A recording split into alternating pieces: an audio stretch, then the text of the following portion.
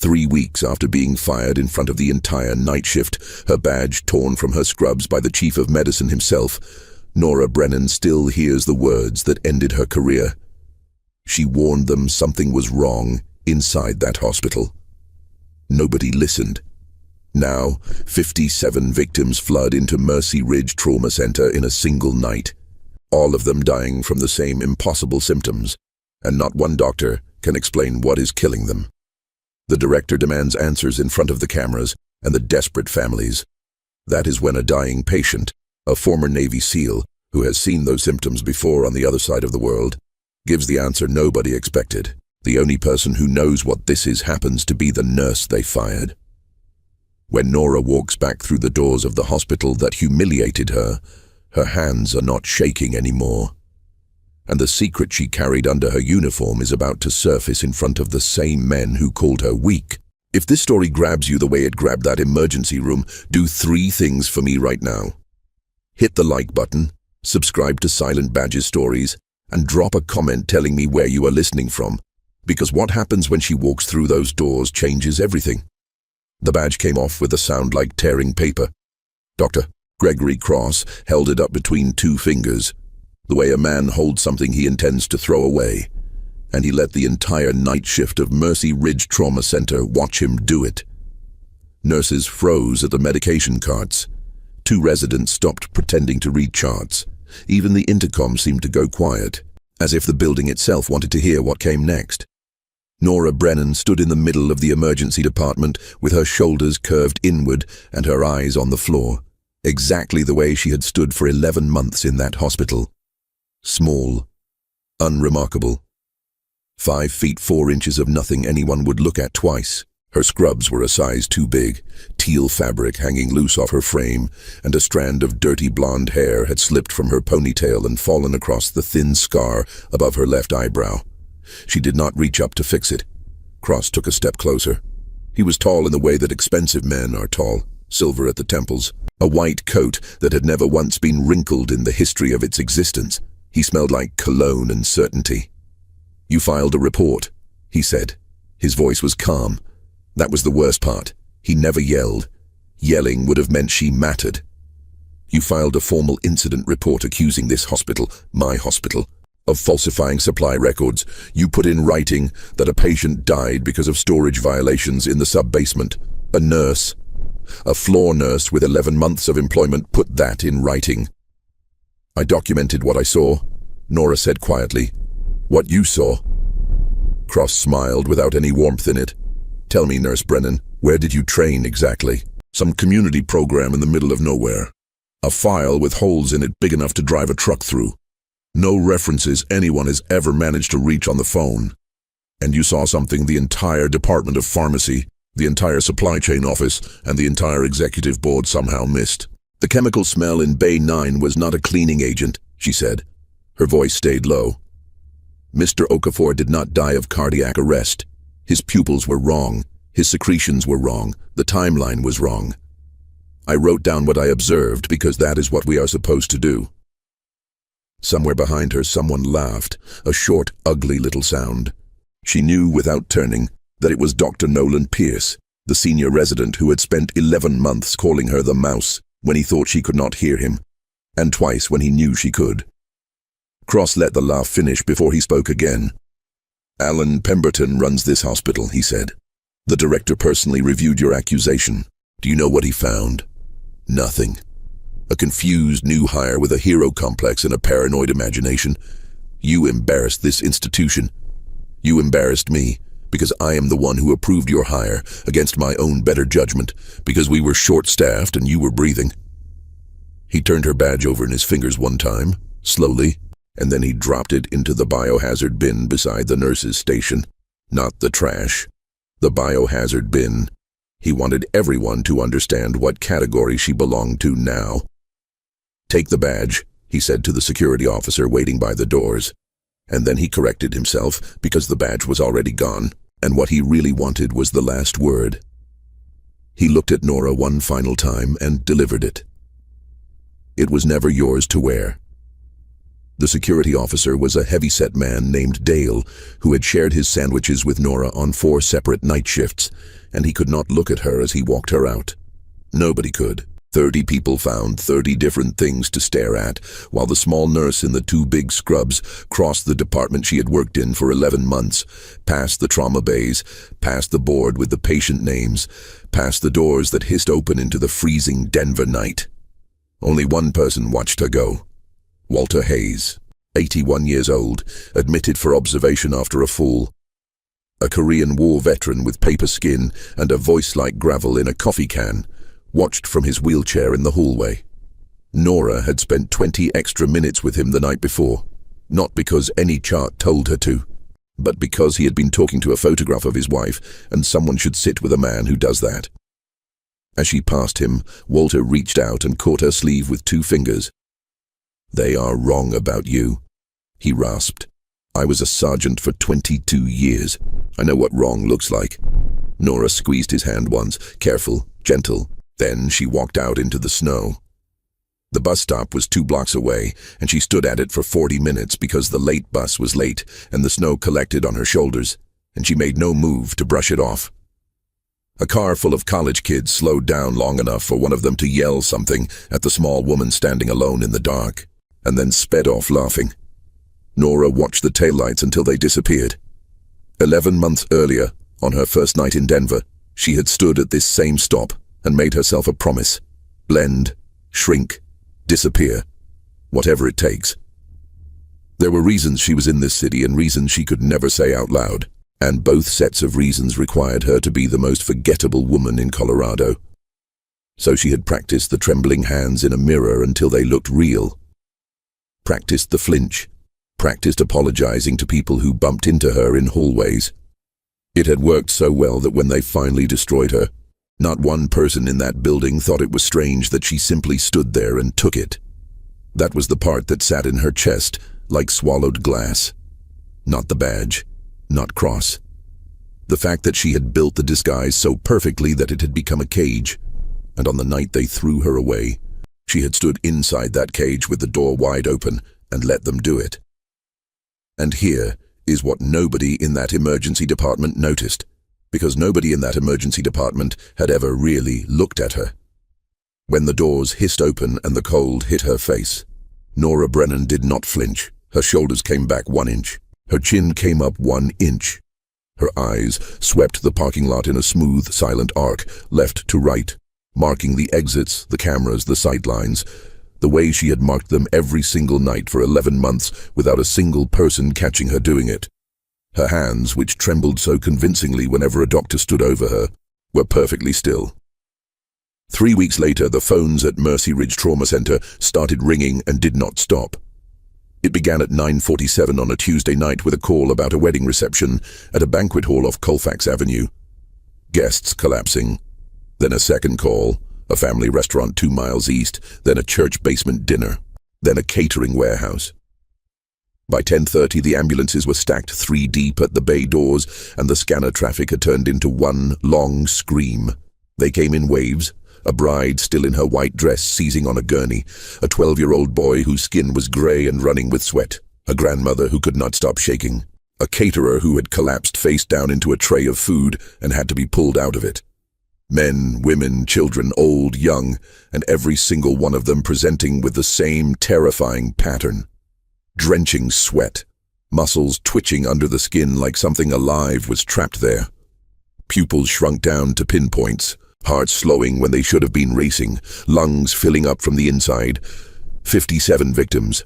1 night, 1 city.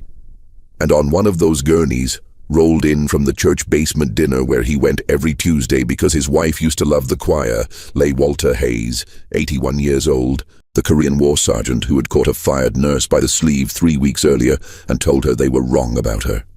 His paper skin was running with sweat. His old hands were twitching against the rails. And somewhere under the fog swallowing his mind, he was talking to a photograph that was not there. Not one doctor in the building could say why.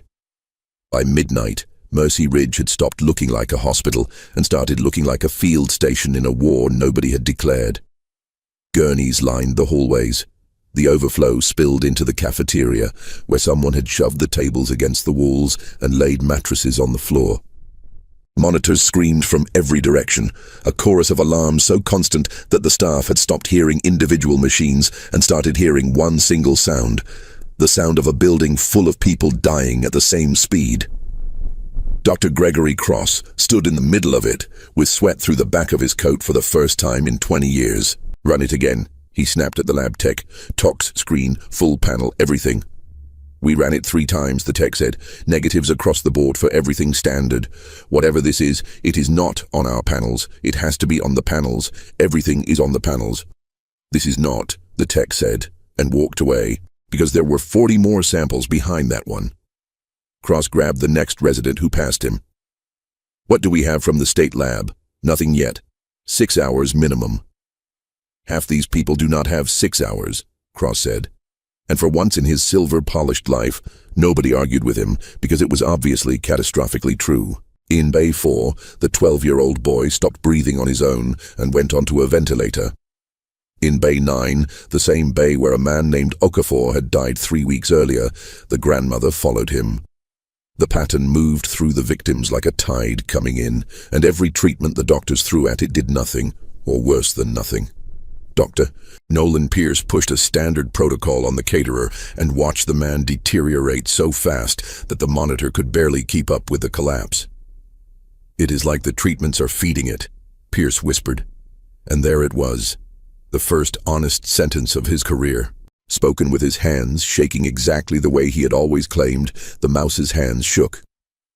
In the hallway outside Bay 6, Pierce stripped off his gloves and leaned against the wall and slid halfway down it.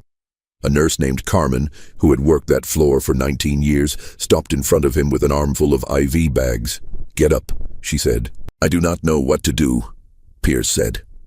His voice cracked in the middle. "Do you understand what I am telling you? 12 years of training. I do not know what this is. Nobody knows what this is." Carmen looked at him for a long second, this golden resident who had spent a year making a quiet little nurse the punchline of his shift. And she said the thing everyone on that floor had been thinking for 3 hours. "You know who wrote something up about a chemical smell in this building 3 weeks ago," she said. "And you laughed. I heard you laugh. Now get up, because these bags do not hang themselves." At 1:15 in the morning, the cameras arrived. Director Alan Pemberton met them in the lobby, because a man like Pemberton could smell a camera through 6 inches of concrete. He was 60, smooth, built out of handshakes and quarterly reports, and he positioned himself in front of the Mercy Ridge sign with the confidence of a man who had never once been the person actually holding the crash cart. "Mercy Ridge is fully equipped for this crisis," he told the cameras. "Our physicians are the finest in the state of Colorado. We have every resource, every specialist, and every answer this situation requires." Behind the cameras, family members had begun to gather. Dozens of them, then more than 100, pressed against the barriers, holding phones and photographs and each other. A man in a wedding tuxedo stood at the front with mascara stains on his shoulder where his new wife had cried before she collapsed. He was the one who broke. "Then who has the cure?" he shouted, and the whole crowd went silent behind the question.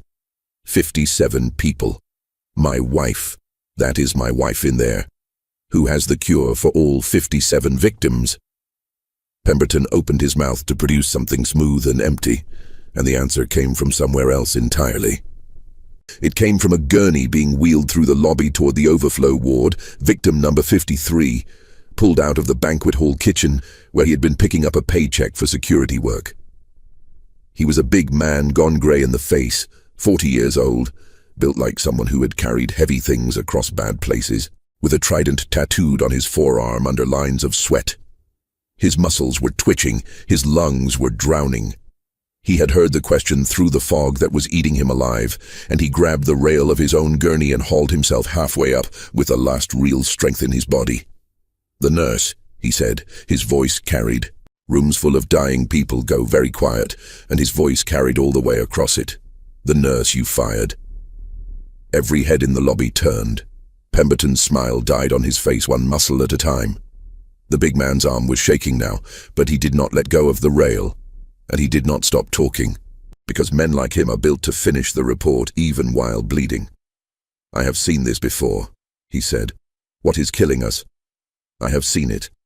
Not here. Not in any hospital. On the other side of the world, in a place that is not on any map you have ever read. And the person who walked into it and got my brothers out is here. In this city. I saw her face 3 weeks ago in this hospital when they walked her out the door like a criminal. And I have spent 3 weeks telling myself I was wrong, because there is no reason on this earth for someone like her to be emptying bedpans in Denver." He looked straight at Pemberton. Small woman, grey-blue eyes, scar over her left eyebrow. "You want to save these people, you find her tonight, because nobody in this building learns what she knows in nursing school. She has seen this agent before, in the field." Then his arms gave out, the gurney kept rolling, and the lobby of Mercy Ridge Trauma Center exploded into 100 voices at once. Cross arrived 90 seconds later, summoned by a text from Pemberton that consisted entirely of capital letters. The two men stood in Pemberton's office on the 5th floor, above the sirens, and had the kind of conversation both of them would later deny. "It is a coincidence," Cross said. "A delirious patient and a coincidence. That woman was a nobody. I read her file myself." "Her file had holes in it," Pemberton said. "You told me that. You told me the references were unreachable. You told me her training history did not add up. You stood in this office and used those exact words, because she was probably lying on her application. Or because somebody built that file in a hurry," Pemberton said, "and did not care whether we could see the seams because people like us were never supposed to matter." The sentence sat in the room like a loaded weapon. Cross laughed, but nothing about it sounded like laughter. "You cannot be serious. You want to call her the mouse, the little nervous one. You want to put these 57 lives, this hospital, our careers, on a floor nurse I personally terminated in front of the entire night shift." Pemberton walked to the window. 5 floors down, the ambulances kept coming, and the crowd kept growing, and 3 news vans had become 9. "There is something else," he said quietly. "The banquet hall, the restaurant, the church dinner, the warehouse. Do you know the one thing all 4 locations have in common? They are all supplied by the same distributor. And that distributor is one of ours. It runs through our purchasing network. The same network that woman put in an incident report 3 weeks ago, in writing, which I dismissed, in writing." He turned around, and for the first time in his executive life, Alan Pemberton looked like a man standing on the edge of something very tall. "If she was right, Gregory, then this hospital did not just fail to stop this. This hospital is connected to it. And the only human being who saw it coming is the one we destroyed in front of 30 witnesses. Down in the overflow ward, victim 53 was fighting the fog with everything he had left, repeating a single word to the exhausted nurse adjusting his oxygen, a word she assumed was a name, or a prayer, or delirium. "Dove," he kept saying. "Iron Dove." 26 miles southwest of the city, in a rented cabin at the end of an unplowed road in the foothills, Nora Brennan was awake at 2 in the morning, because she was always awake at 2 in the morning. The cabin was small and nearly empty. 1 bed, 1 chair, 1 table, and on the table a folded American flag in a wooden case that she never opened and never put away. Her go-bag sat by the door, packed, the way it had sat packed by every door she had lived behind for 9 years. Old habits do not care what your badge says. The phone rang at 2:04. She looked at the screen. Mercy Ridge Trauma Center. She let it ring out. It rang again at 2:06, again at 2:09. At 2:15 the number changed to Cross's personal cell, which she should not have recognized, but she had memorized every number of consequence in that building within her first week, the same way she memorized the exits. She let that one ring out too, and she sat in the dark, with her jaw tight, and her heart doing something complicated that she refused to name. 11 months. 11 months of shrinking herself into a shape they could ignore. 11 months of shaking hands and lowered eyes, and yes, doctor, sorry, doctor, right away, doctor. It had been the hardest deployment of her life, harder than the mountains, harder than the burn pits, harder than the mission that put the scar above her eye. Because on those deployments, she had at least been allowed to be what she was. And when she finally raised her voice 1 inch, 1 single inch, to report something that she knew in her bones was going to kill people, They had torn her badge off in front of everyone and dropped it in the biohazard bin. The phone rang again. She turned it face down. At 2:40 she heard the truck. Headlights swept the window, an engine built for worse roads than this one, and then boots on frozen gravel, unhurried, heavy, announcing themselves on purpose because the man wearing them knew exactly what happens when you surprise someone like her. There was a knock. 3 slow knuckles. Nora opened the door with her face already arranged into blankness, and the blankness lasted about 1 second because the man filling her doorway was a wall of Gore-Tex and grey stubble with Master Chief written into every line of his face. And behind him, the snow was coming down through the beams of a government-plated truck. "Ma'am," he said, "my name is Graves. Until 4 hours ago I was running a training rotation at Buckley.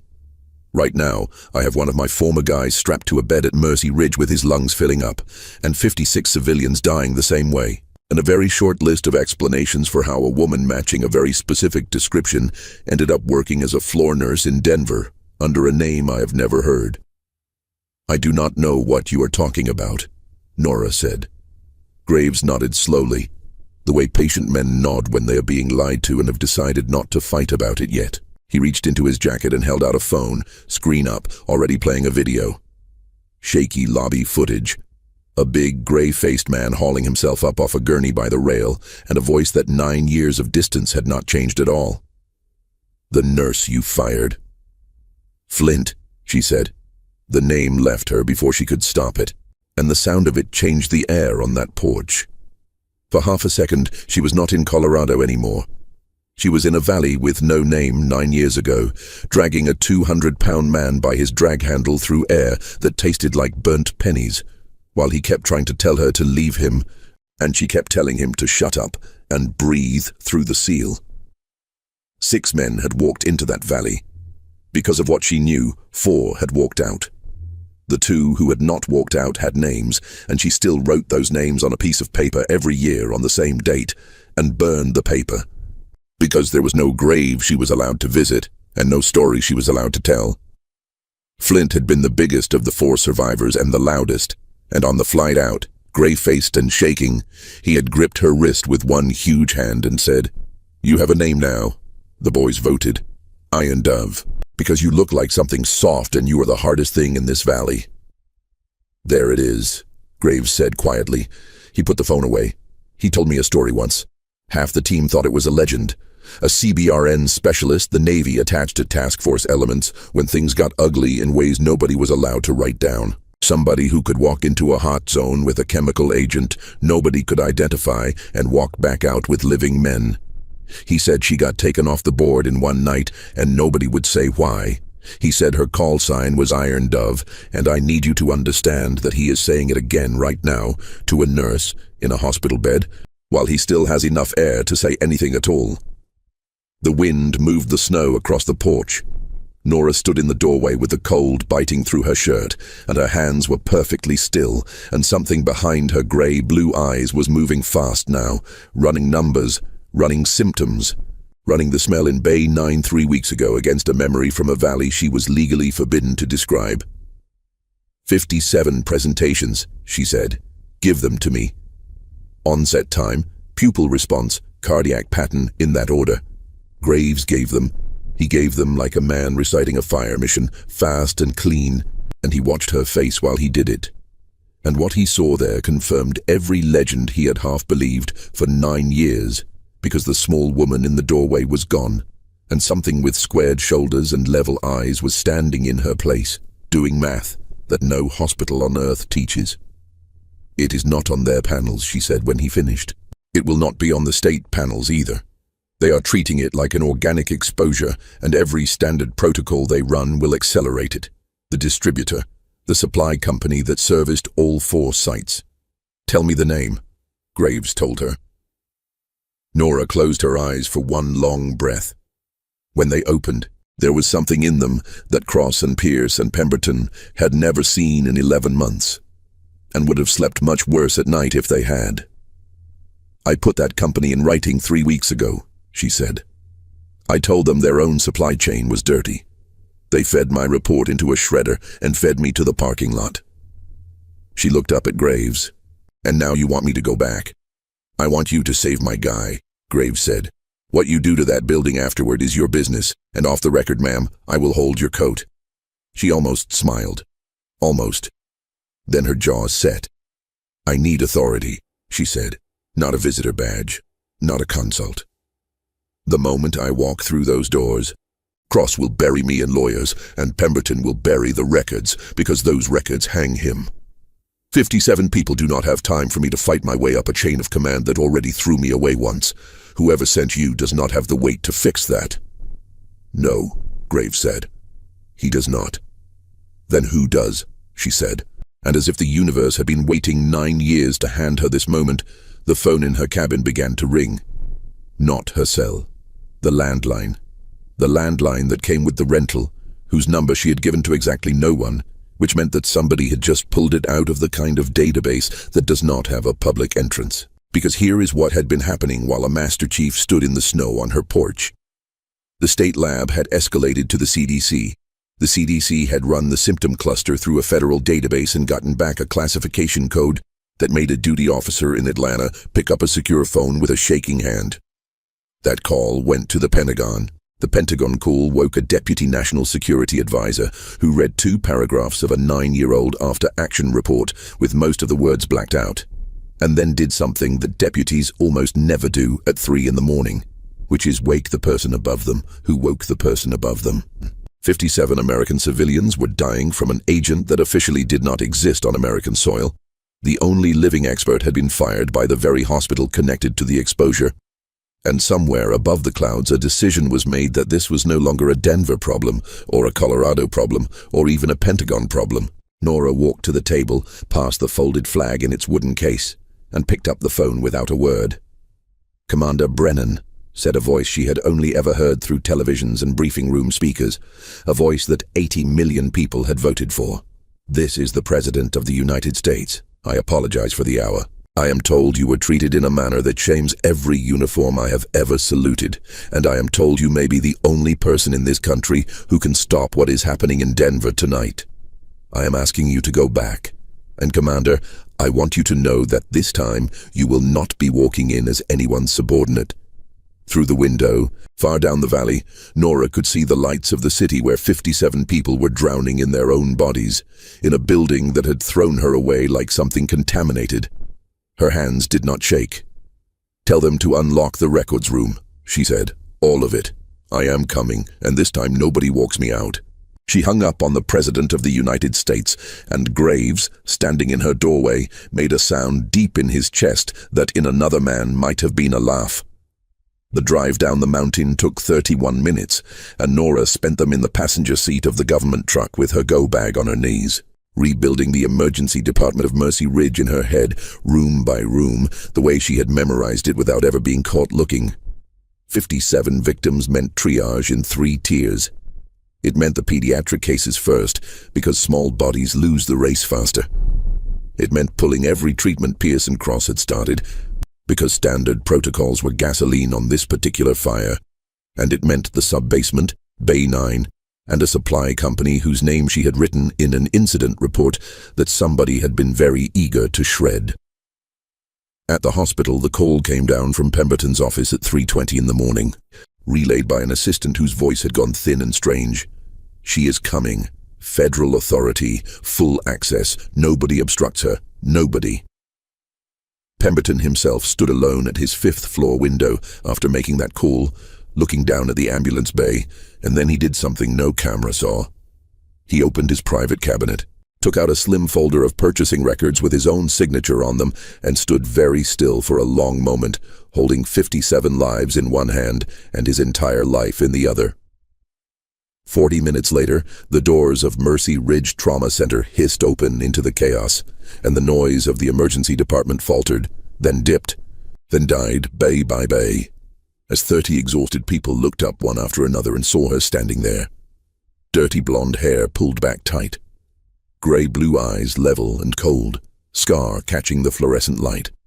The same small woman they had watched shuffle out into the snow with her shoulders bent, except her shoulders were not bent anymore, and she was flanked by a Navy Master Chief and 2 federal agents, and clipped to her chest where a hospital badge used to hang was an identification card with an eagle on it that made Dale, the security officer, step back and stand up straight. Dr. Gregory Cross came around the corner with a chart in his hand and stopped as if he had walked into glass. The nurse they fired had come back, and she had not come back alone. Dr. Gregory Cross recovered his voice before anyone else in the emergency department because arrogance is a muscle, and his had been trained for 30 years. "This is a secure medical facility," he said, stepping into her path with the chart still in his hand. "I do not know what kind of theater this is supposed to be, but you were terminated from this institution, and I am going to need security to read the card," Nora said. She did not raise her voice. That was the thing 30 exhausted people would remember afterward in the retellings that spread through Denver for years. The mouse did not shout. She simply spoke the way weather speaks, and the department went silent around her voice. Cross's eyes dropped to the identification clipped to her chest, to the eagle, to the words printed under her photograph. His face did something complicated, the face of a man reading a sentence that dismantled his entire understanding of the last 11 months, and one of the federal agents leaned in beside him and said quietly, "Sir, you are going to want to step out of the commander's way." "Commander," Cross repeated. The word came out of him in pieces. Nora was already moving past him. She stripped off her coat as she walked, and underneath it, she wore plain blue scrubs. Fitted this time. Nothing hanging loose. Nothing hiding. Sleeves pushed up over the forearm scar she had covered for 11 months. And she began issuing orders in a voice that nobody in that building had ever heard before, but every single person in that building obeyed on instinct, because it was a voice built in places where hesitation is measured in funerals. "All standard organophosphate protocols stop now," she called out. "Everything you are running is wrong for this agent, and half of it is accelerating the damage. Pull it. Every bay, every bed, pull it. Triage restructures in 3 tiers.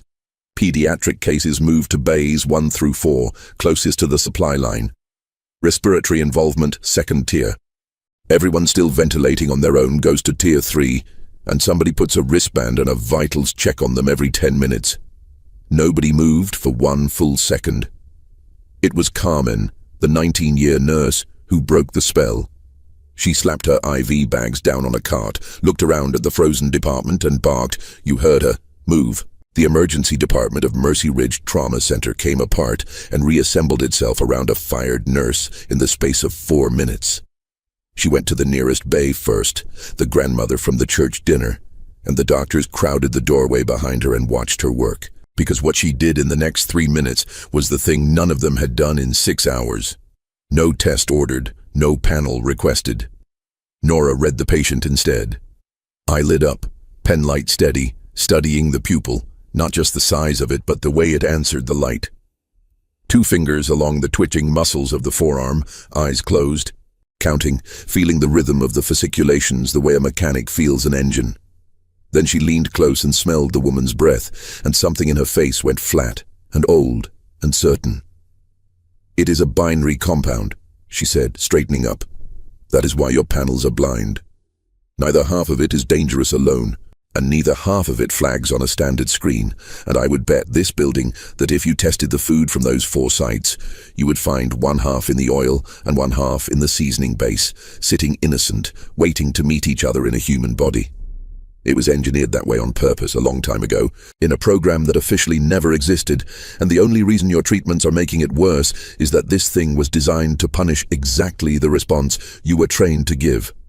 It reads your protocol like a script. You are not treating these people, you are feeding it their medicine." Nobody in the doorway breathed.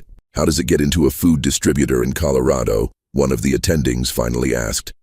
Nora pulled off her gloves. "That is the question that put a man in Bay 9 3 weeks ago," she said. "Industrial precursor chemicals, stored dirty, next to food-grade product, by a company cutting costs. In a warehouse nobody inspected because the invoices ran through people with reasons not to look. I know because I smelled 1 half of that compound in this hospital 22 days ago, and I wrote it down, and the writing it down is what got my badge pulled off my chest in that hallway right there." She pointed without looking at the exact spot. "Now, that is the last minute I am spending on the past tonight. The countermeasure exists. It is military. It is coming. Until it lands, we buy time, and I am going to teach every one of you how, so clear the doorway and bring me the pediatric charts first. Pierce caught up to her at Bay 1, where the 12-year-old boy lay grey and small under a ventilator that was losing its argument with his lungs. The resident's face was ruined with exhaustion, and whatever was left of his pride, he spent it in one sentence. "Tell me what to do," he said. "I will do anything you say. Just tell me what to do." Nora looked at him for exactly one heartbeat, the man who had named her the Mouse, and she handed him a role instead of a grudge, because 57 people were dying, and revenge is a luxury for people with time. "You are on the boy," she said. "His weight class runs out of road first, so he gets the first doses when the countermeasure lands. Until then, we buy him minutes. I will show you how. Watch my hands." And Pierce watched her hands, and later he would tell the story 100 times, always with the same phrase. "They did not move like medical hands," he would say. "They moved like they had done this under fire." She worked the boy with an economy that made a decade of Pierce's training look decorative. No wasted motion, no hesitation between decisions. She narrated as she went, calm and clean, pitched so the nurses crowding the bay door could hear it too, converting a dying child into a teaching moment, because she was going to need every one of them doing this in 20 other bays within the hour. The boys' numbers stopped falling. They did not rise yet, but they stopped falling, and in that emergency department, on that night, stopping the fall felt like sunrise. Cross made his last stand at the central station at 3:50 in the morning, because 30 years of being the most important man in every room does not die quietly. He planted himself in front of her with his arms crossed while she updated the triage board. "I want it noted," he announced, loudly enough for the room, "that I have not been shown a single credential verifying that this woman has any medical authority in the state of Colorado, and that everything happening here is on her head, not mine." Nora finished writing before she turned around. When she did, she came one step closer to him than people ever came to Dr. Gregory Cross. Close enough that he had to fight the urge to step back, and he lost the fight, and everyone saw him lose it. "Noted," she said quietly. "Now let me tell you what else is going to be noted. 22 days ago, a man named Samuel Okafor died in Bay 9 of this department with the same agent in his blood that is in 57 people tonight. I documented the indicators. You had that report destroyed. There is a routing slip with your handwriting on it in the possession of federal agents as of 40 minutes ago. So the question of whose head this is on has already been answered, in your own pen. Until they come upstairs for you, you have two choices. You can hang bags and run vitals under the direction of nurses you have spent 30 years stepping on, or you can go sit in your office and practice explaining that slip. Either way, you are standing in front of my board." Cross looked at her for 3 long seconds. Then he stepped aside, and the department watched the most arrogant man in the building pick up a vitals clipboard with his own hands for the first time since the previous century. And Carmen said afterward that watching it was better than her wedding. 15 minutes later, in the middle of coordinating 57 crashing patients, Nora was intercepted by a small, anxious man from hospital compliance named Gerald, who had somehow slept through the apocalypse and arrived fresh, and who informed her that regardless of the circumstances, non-credentialed visitors were required to complete Form 7, wear a temporary badge from the front kiosk, and be accompanied by an escort at all times, and that he did not make the rules. Nora looked at him. Graves looked at him. The 2 federal agents looked at him. "Gerald," Nora said, with the first and only smile anyone saw from her that night. "I have been fired by this hospital, called by the president, and I put a man in handcuffs in your sub-basement an hour ago. Which box on Form 7 covers that?"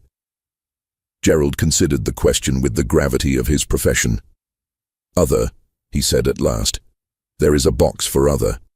He held out the clipboard, and to the lasting delight of every nurse within earshot, the commander of the entire federal response signed Form 7, took her temporary visitor badge, and clipped it next to the eagle, and Gerald walked away satisfied that whatever else happened tonight, the paperwork was in order. She wore both badges until dawn. Carmen took a picture. It is framed in the break room to this day. Graves appeared at her shoulder.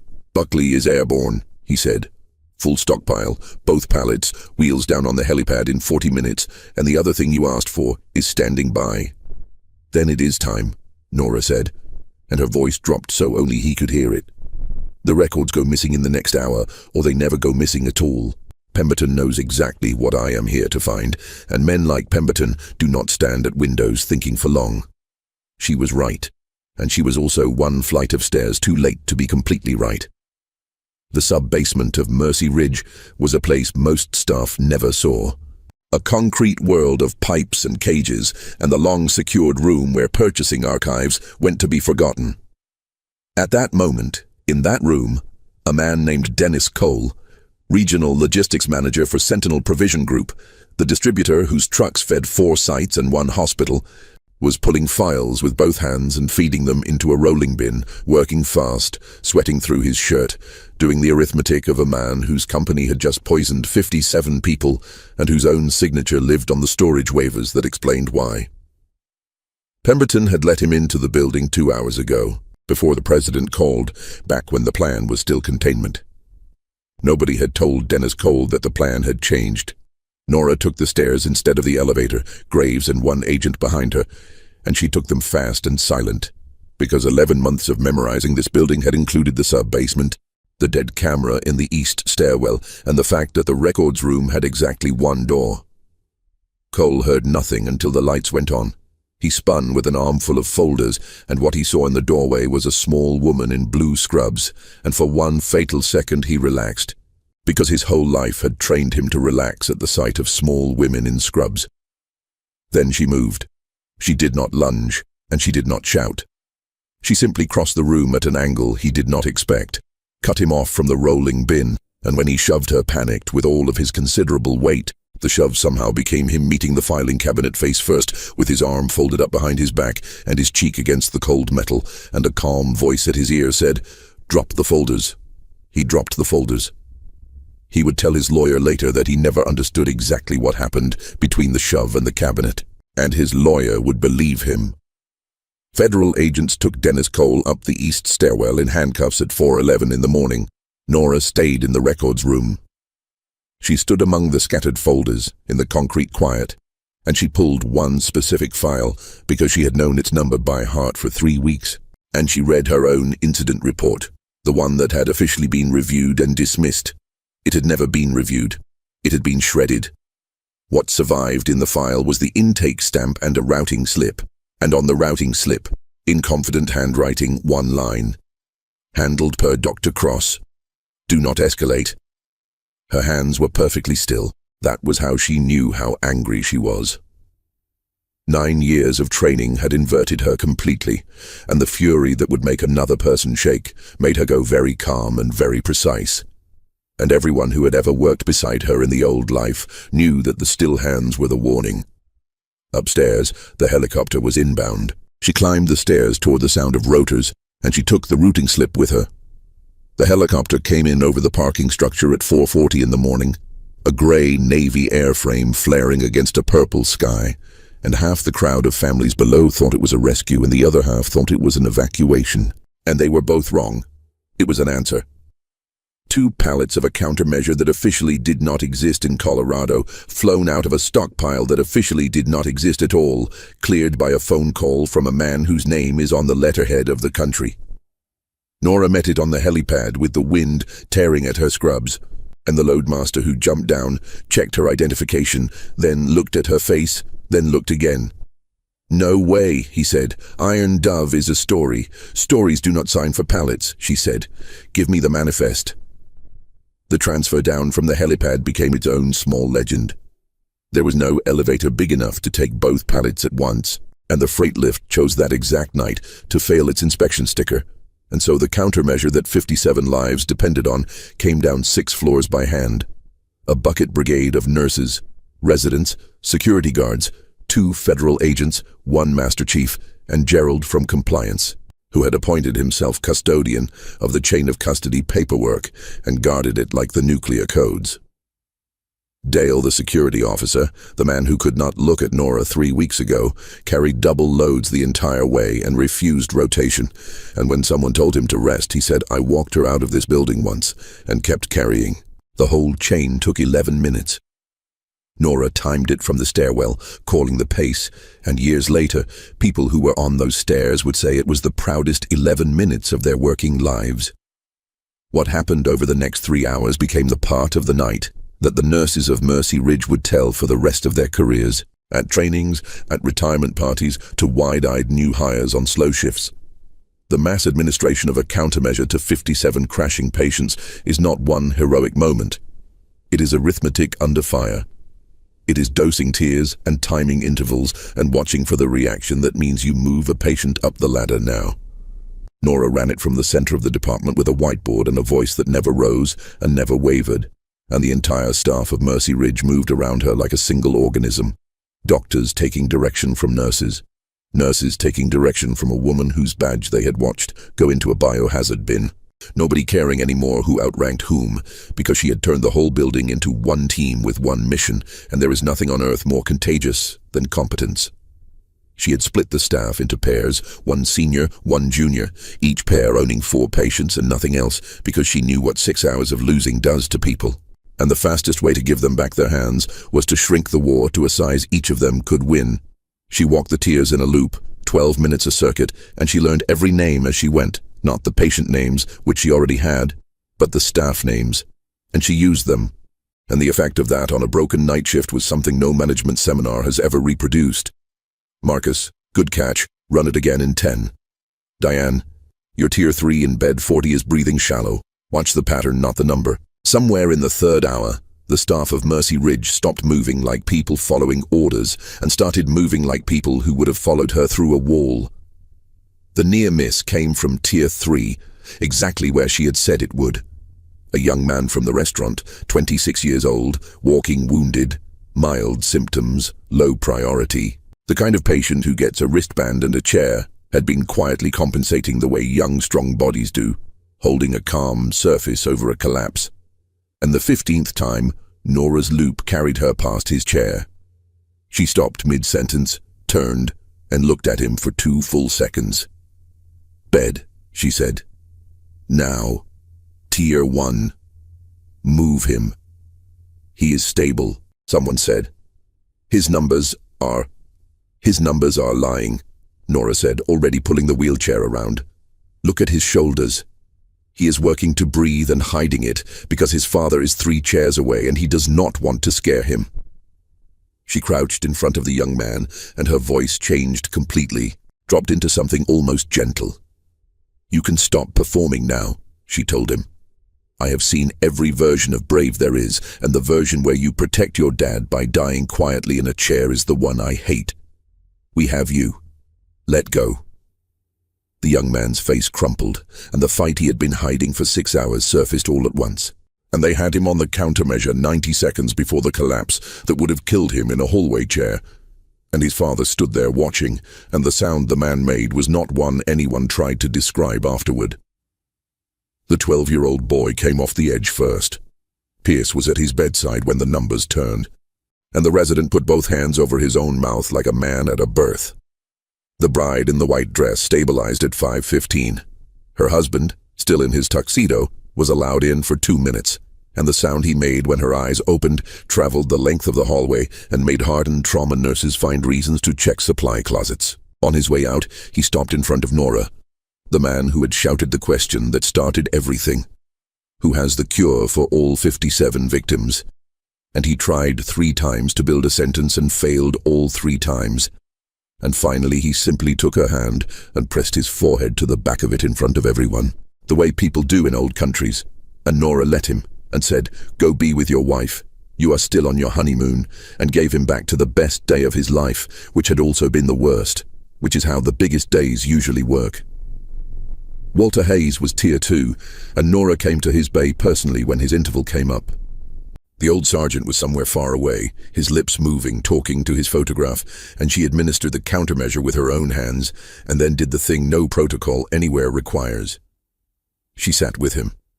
90 seconds, in the middle of the worst night of that hospital's life, the commander of the entire response sat and held an old man's twitching hand and leaned close to his ear. "Sergeant Hayes," she said, "this is the nurse, the one they were wrong about.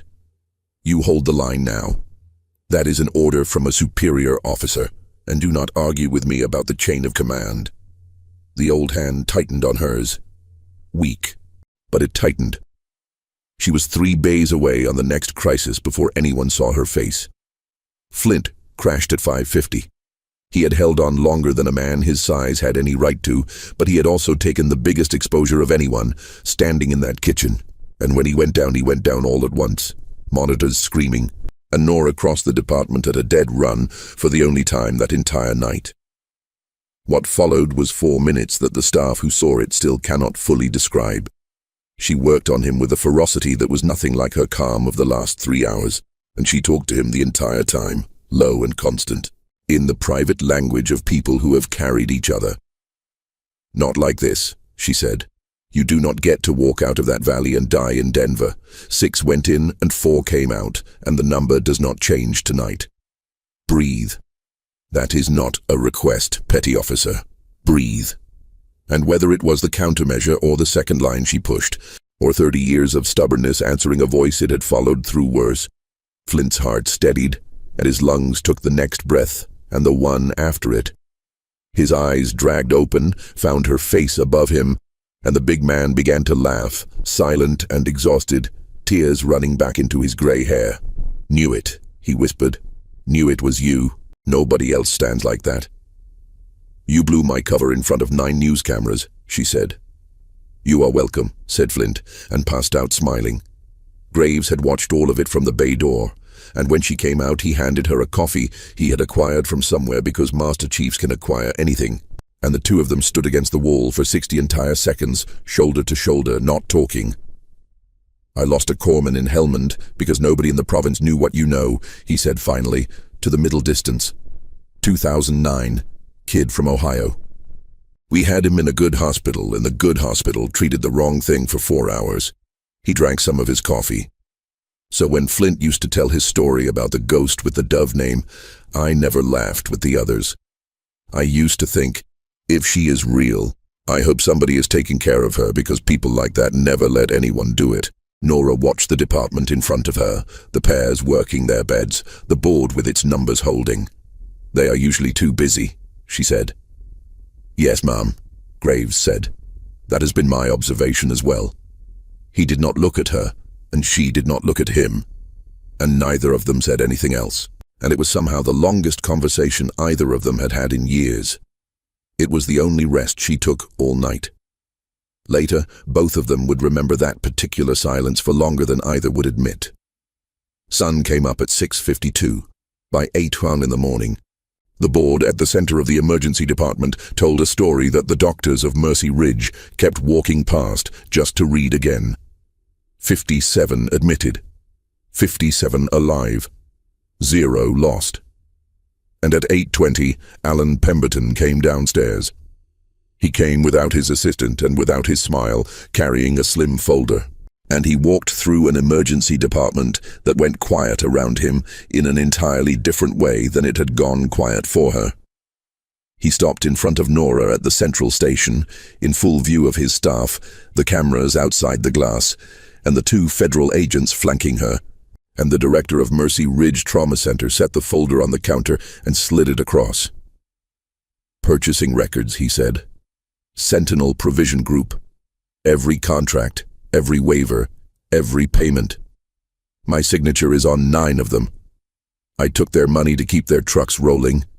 And when a nurse wrote a report that could have stopped this 3 weeks ago, I made 1 phone call and it disappeared. I did not know what was in that warehouse. I want that on the record. But I knew something was wrong with that company, and I decided not to know more, and a man died in Bay 9. And last night, 57 people nearly followed him." He looked around at his silent staff, then back at her. "You will find everything is in order, Commander. It seemed important that you receive it from my hand, and not from a search warrant. It is the only decent thing I have left to hand anyone." The agents took him gently. That was the strange mercy of it. He straightened his jacket at the doors, the last executive gesture of his life, and he was gone.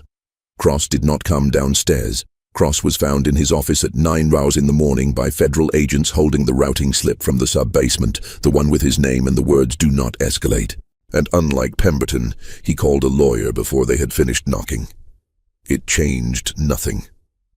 The report he had ordered destroyed existed in one more place he had never thought to check, because the frightened little nurse who wrote it had, of course, kept a copy, time-stamped and mailed to herself, the way careful people from careful professions have done since before he entered medical school. They walked him out through the emergency department because the front entrance was a wall of cameras, and the agents offered him the staff route as a courtesy. And so it happened that Dr. Gregory Cross made the same walk Nora Brennan had made 3 weeks earlier, past the medication carts, past the board with the patient names, past the trauma bays, in front of the entire day shift and half the exhausted night shift who had stayed to see the 57th patient stabilized. Nobody laughed. That was the remarkable thing. The thing Nora had quietly made true without ever giving the order. 30 people who owed this man 30 separate humiliations stood in silence and simply watched him go, and their silence was worse than laughter, and he knew it. And the man who had never once been wrinkled walked out of Mercy Ridge with his shoulders curved and his eyes on the floor. He passed within 4 feet of her at the doors. He stopped. Whatever he had prepared to say, 30 years of the last word rising in him one final time. He looked at her face and did not say it. Nora held his eyes and said nothing at all, because there was nothing left to take from him that the morning had not already taken, and mercy, in the end, was the only thing she had that he could not survive receiving. The medical board suspended his license by emergency order that afternoon. The criminal case would take 2 years, and end the way cases end for men whose handwriting says, "Do not escalate above a body count." They fired the nurse. They could not fire the soldier. The press conference was scheduled for noon on the front steps of Mercy Ridge, and Nora did not want to attend it, and lost that argument to the only chain of command she had ever fully respected, which was reality. The reality was this. 57 families were outside those doors, and a city was frightened, and a hospital director was in federal custody, and a chief of medicine was suspended pending charges. And the story was already everywhere, wrong in 14 different directions, and somebody had to stand at the microphones who actually knew what had happened. The governor's office called, then the Pentagon, then, at 10:30 in the morning, the White House again. And this time Nora took the call standing in the same hallway where her badge had been torn off, which was either a coincidence or the universe showing off. "You are asking me to stand in front of cameras," she said. "I have spent 9 years being a person who does not exist. I am asking you to let this country see what it almost threw away," the president said. "One press conference, Commander. After that, what you do with your life is yours. Although I will have an offer waiting, and I am told you are difficult to say no to, so I have decided to simply be more difficult." At noon, Master Chief Graves stepped to the microphones first, in service uniform, and the crowd of reporters and families went still. "Last night this city met a chemical agent that most of the world will never hear the true name of," he said. I have seen what it does to strong men in open country. Last night it hit 57 civilians in closed rooms, and every single one of them is alive this morning. And there is exactly one reason." He turned and looked at the small woman standing to his left, in plain blue scrubs, dirty blonde hair pulled back, thin scar over her left eye catching the Colorado sun. "I'm authorized this morning to tell you her name for the first time in 9 years. Commander Nora Brennan, United States Navy, chemical and biological incident specialist attached to Naval Special Warfare, decorated in operations that remain classified, known to the men whose lives she carried out of the dark by the call sign Iron Dove." The sound the crowd made was not applause at first. It was 57 families all inhaling at once. The applause came after, and it did not stop for a long time, and through all of it, Nora stood with her hands folded and her chin level, wearing the expression of a woman who would rather be taking anyone's blood pressure anywhere. She spoke for 90 seconds. No notes. 3 weeks ago, this hospital fired a nurse for writing down the truth, she said. Last night, this same hospital saved 57 lives. And I need you to hear that both of those things were done by mostly the same people. The staff inside this building worked past every human limit last night. The failure here was never the nurses, and it was never the residents, and it was never the people holding the crash carts. It was two men who decided that reputation was worth more than truth. Those two men are gone. Everyone else held the line. She paused and looked out over the families. Your people lived because a patient with a warrior's memory told the truth from a gurney when it counted, and because hundreds of strangers refused to quit on them. I was one pair of hands. I will not be taking questions, because the ones you want to ask I am not allowed to answer, and the ones I can answer are not about me. And then, in front of the cameras of every network in America, Commander Nora Brennan, Iron Dove, walked back inside the hospital that had thrown her away, because visiting hours had started, and she had patience. Walter Hayes woke fully that afternoon. He was sitting beside his bed when his eyes cleared, and the old sergeant looked at her for a long moment, at the scrubs, at the scar, at the federal identification she had not bothered to remove, and a slow smile moved across his paper face. I told you, he rasped. 22 years a sergeant. I know what wrong looks like. He turned his head toward the window, toward the sound of the city. And I know what right looks like too. It looks smaller than people expect. She stayed with him until he slept. Flint woke properly on the second day, propped up and furious about the food, which was how everyone knew he would live. Nora came by at the end of the afternoon and found him holding court from his bed, telling three nurses a heavily edited story in which he featured prominently. And when he saw her in the doorway, he stopped mid-sentence and did the thing that made the nurses understand, finally and completely, what they were looking at. The big man straightened in his bed as much as the lines allowed and brought his hand up in a salute that shook with weakness and lost none of its precision because of it. "Commander," he said. "Stand down before you tear something," she said, and pulled the chair to his bedside.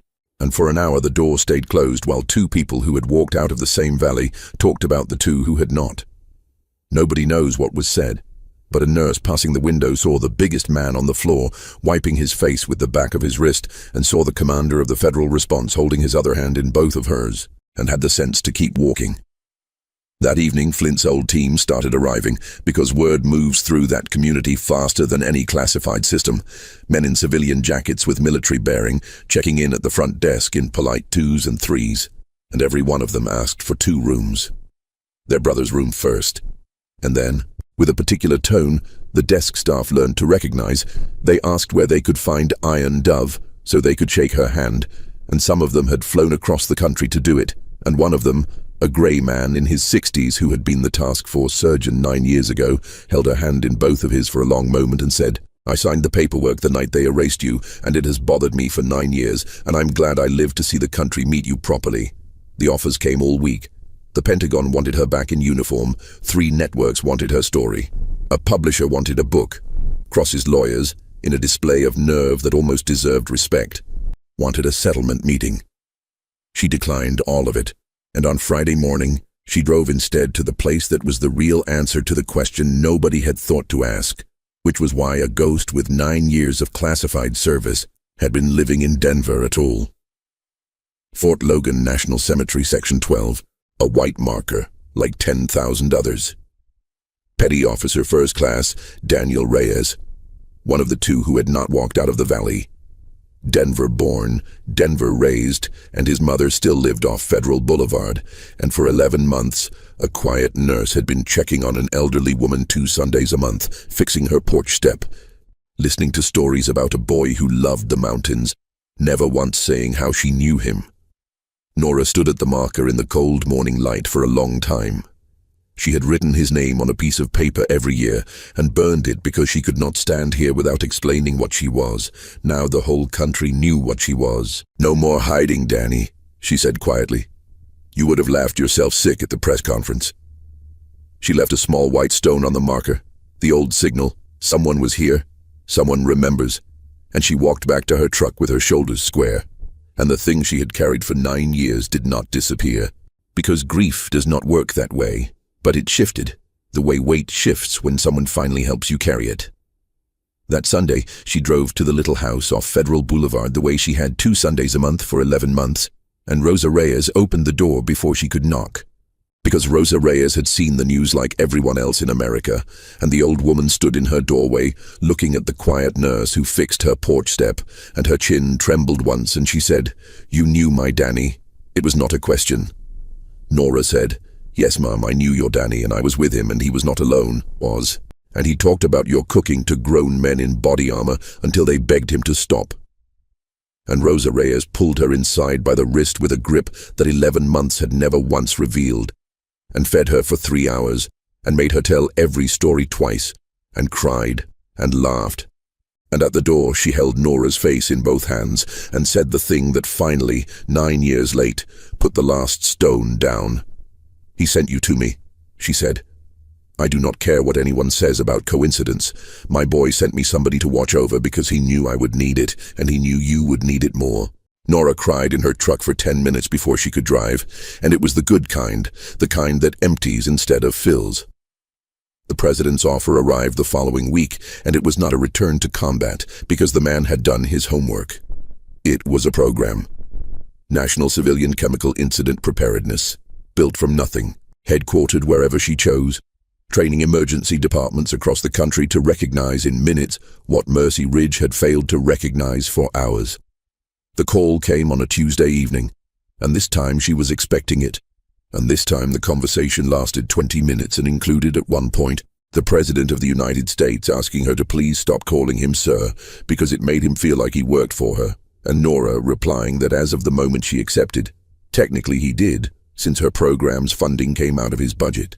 And the most powerful man in the world laughing hard enough that an aide put his head into the Oval Office to check.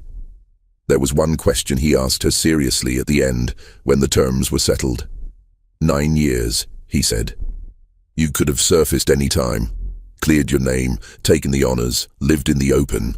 Why a hospital floor? Why bedpans and night shifts and doctors like Cross? Nora looked out her cabin window at the lights of Denver for a moment before she answered. Because the valley taught me what I could do, sir, she said. The floor taught me why it matters. Out there I saved operators, men who signed up for the risk.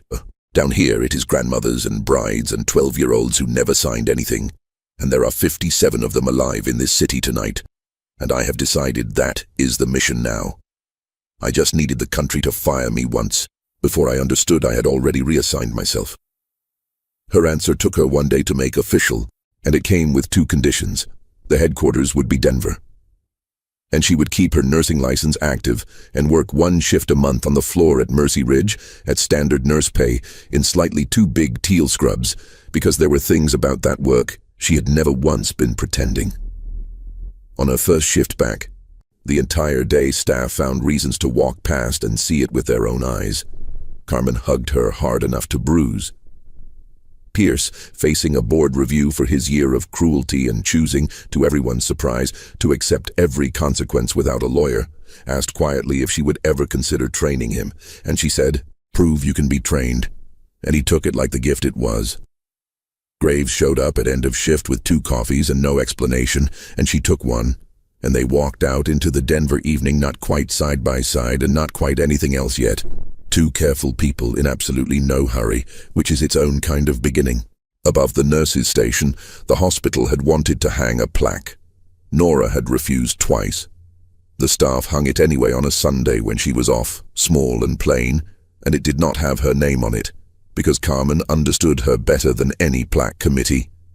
It read, in simple letters, a warning to every future doctor who would ever stride through that department, certain of who mattered. Look again at the quiet ones. Nobody ever took it down. And on quiet nights when a new hire asks what it means, the answer is always the same. Pull up a chair, they say.